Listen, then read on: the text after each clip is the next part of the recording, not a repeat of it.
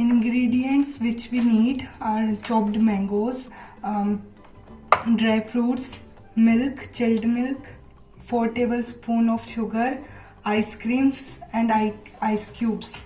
Now we add chopped mangoes into our mixie grinder, and then we add milk, chilled milk,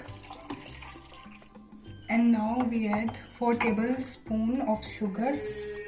We blend them. Add ice cubes. Now we again blend them.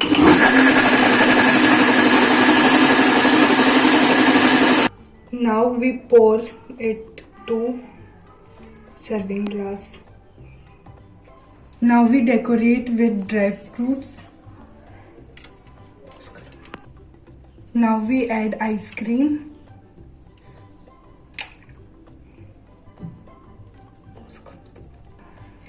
Add dry fruits. Our delicious mango shake is ready now.